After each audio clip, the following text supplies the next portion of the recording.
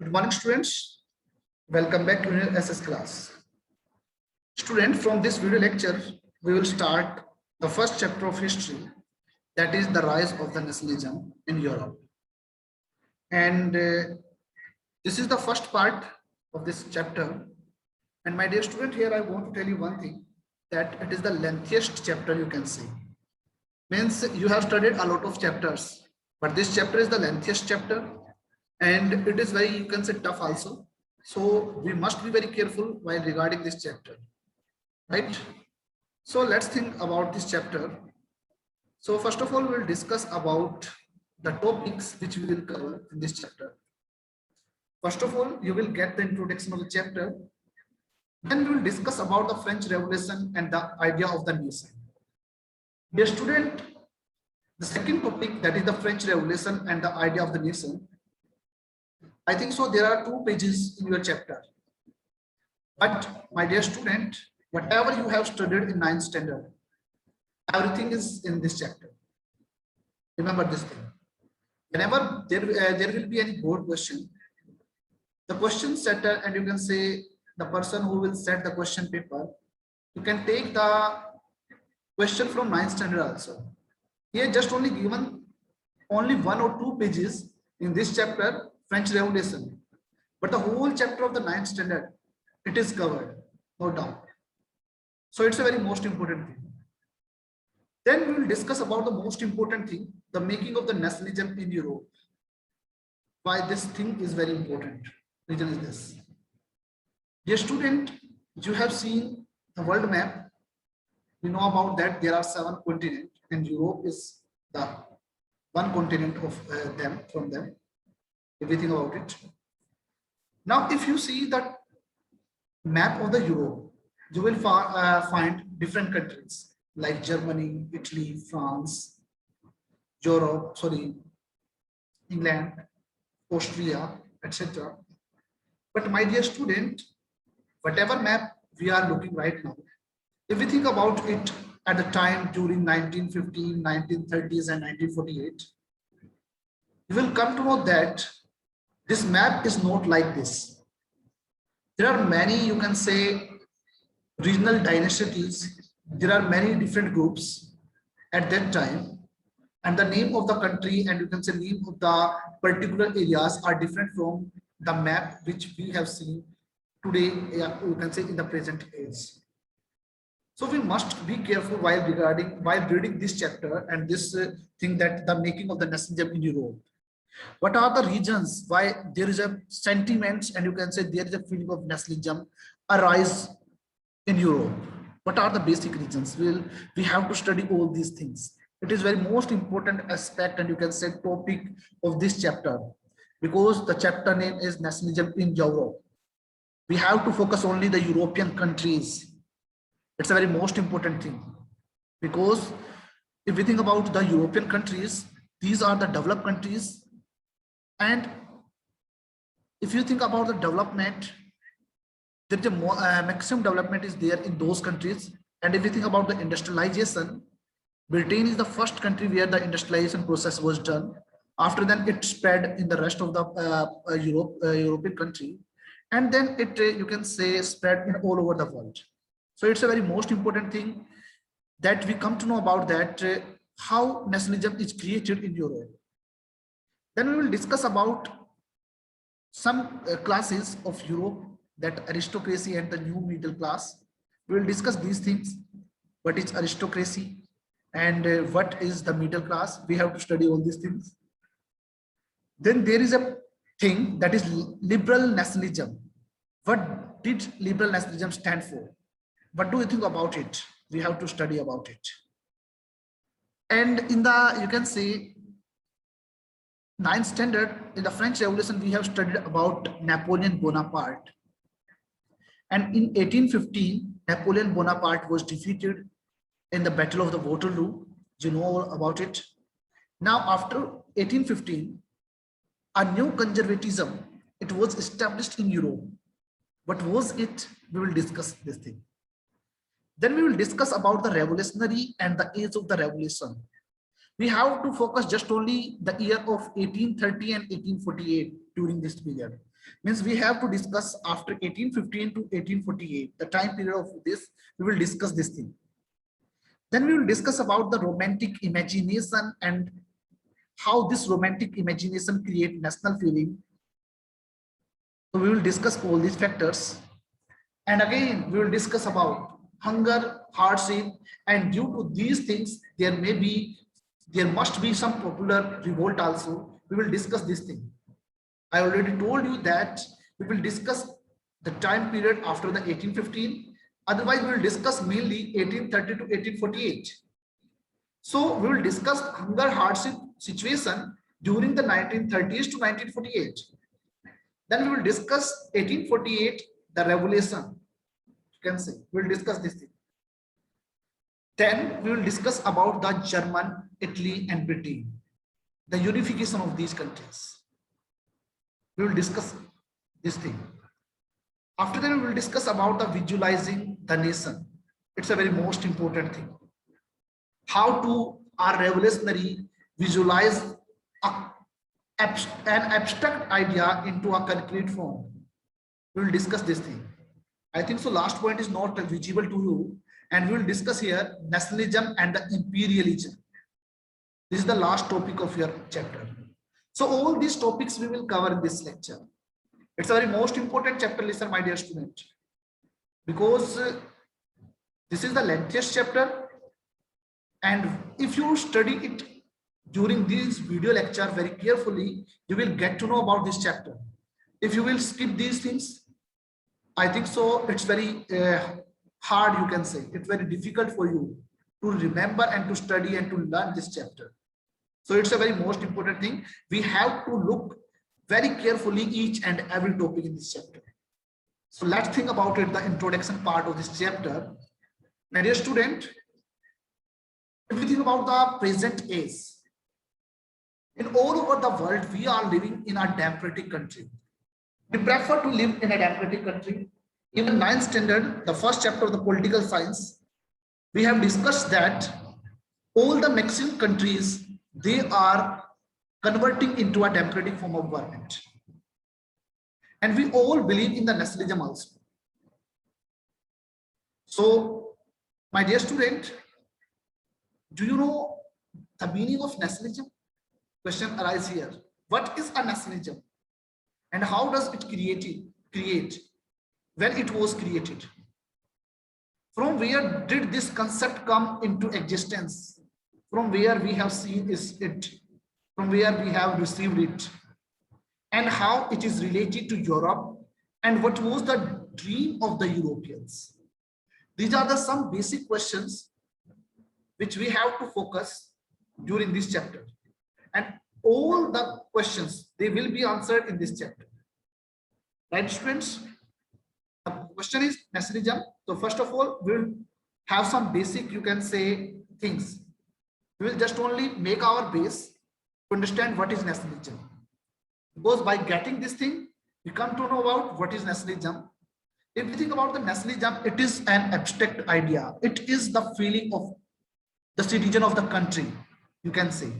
It is the desire of a group of people who share the same race, culture, and language, you can say, to form a country as an independent country. You can say here a feeling of love, or you can say pride for your own country. You can say that a feeling that your country is better than any other. It means it is an abstract idea. We always think about just only our country. We never bother about us. We never bother about any other things. We have just only focus on a country. Country is the supreme power. And you can say here, we must have an independent country where all the decisions can be taken by the citizen. The ruler who will be, how the country is governed, everything is desired, everything is, you can say, discussed, everything is discussed. It is, you can say, everything is just only our country. We have to focus on these things, right? Okay, students, now let's come to the chapter. Now, my dear student, whenever we begin this chapter, first of all, we will discuss about the painting of the Frederic Sorio. There is one picture on the first page of this chapter, and this is prepared by a French artist. You can say this is painted by the French artist Frederic Sorio in 1848. It's a very most important thing for you to understand this chapter, because here Frederic Sorio depicts the idea, and you can say present his dream, what type of European country must be there. You can see this picture. This is the picture. Right, students? This picture has 4 views. We have to concentrate on these 4 views. And on the board perspective, sometimes questions appear. Question may be there, but it is not so much important for the board perspective.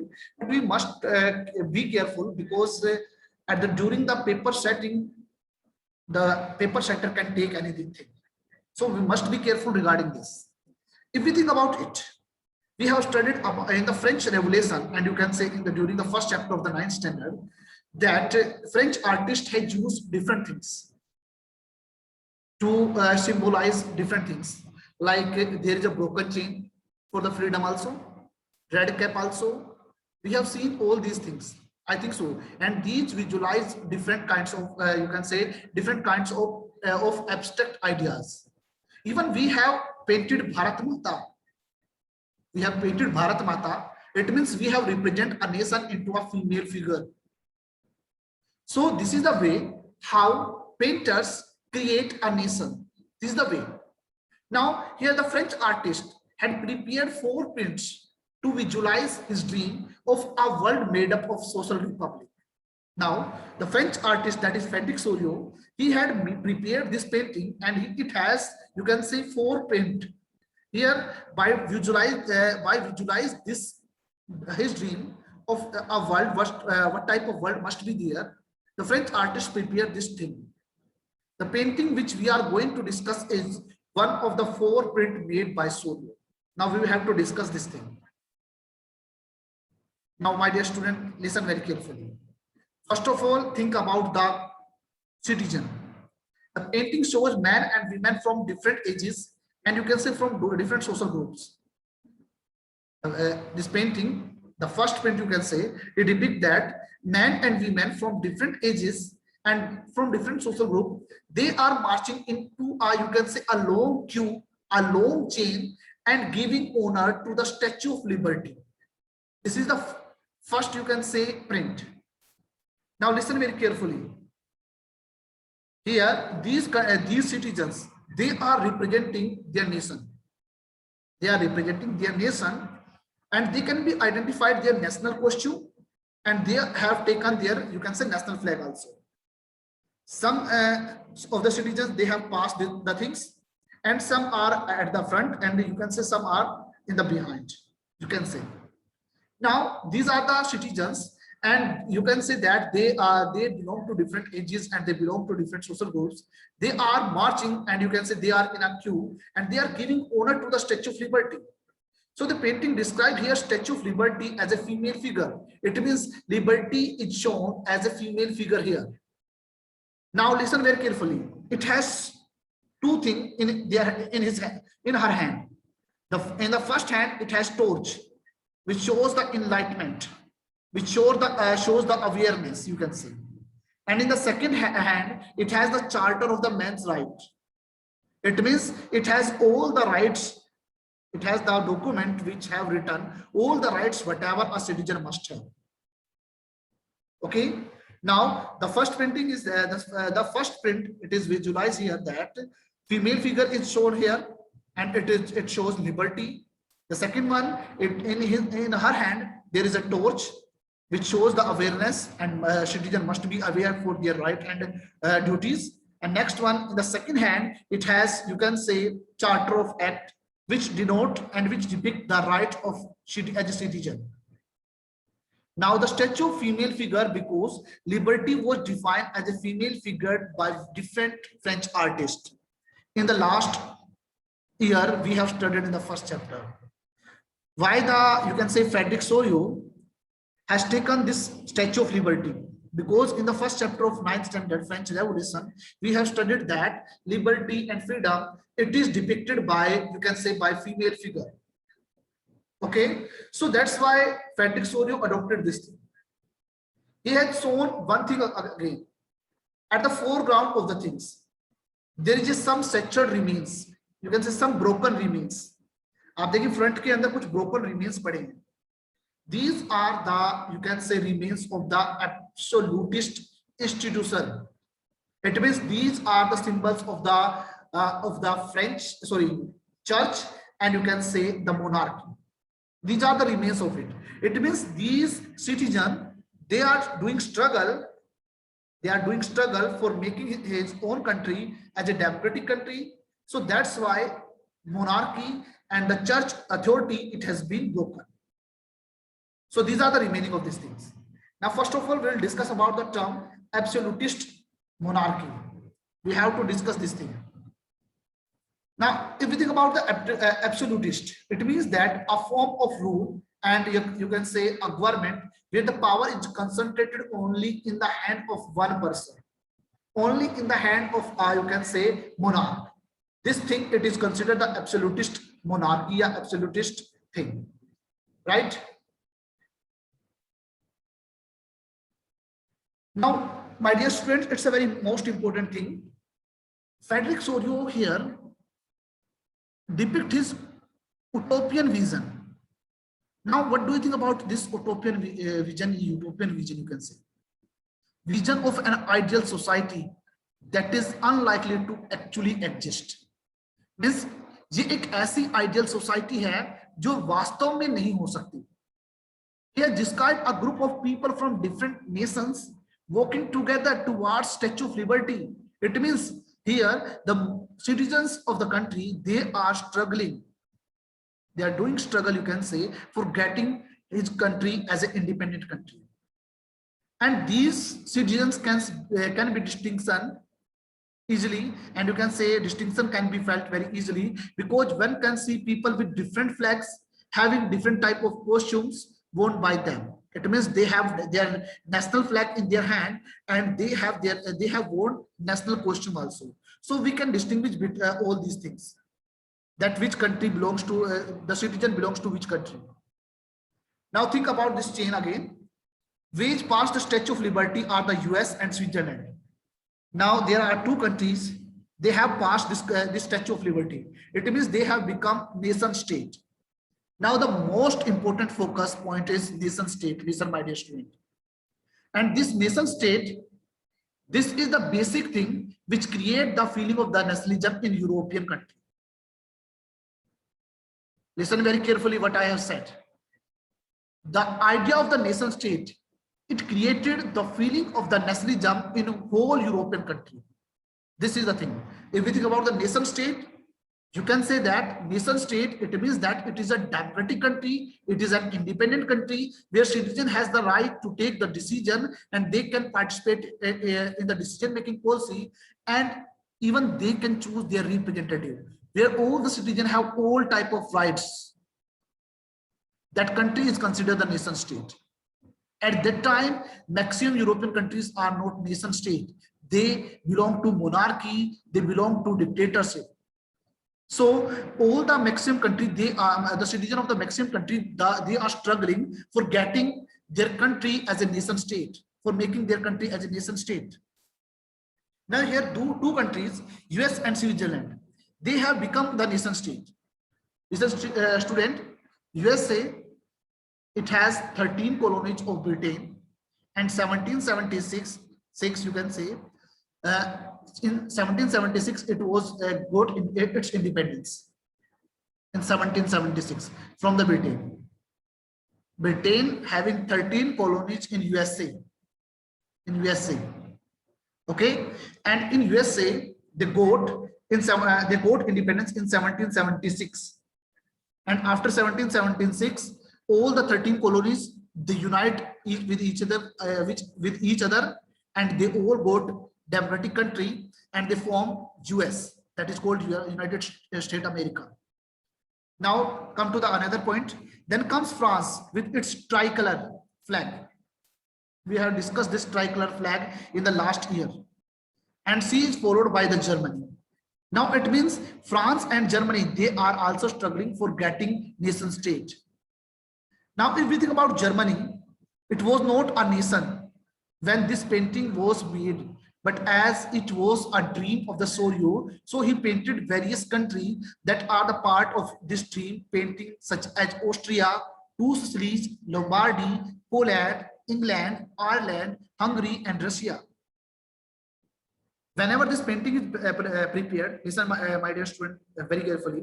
Whenever this painting is prepared, at that time Germany was not any country. उस वक्त Germany कोई देश नहीं था.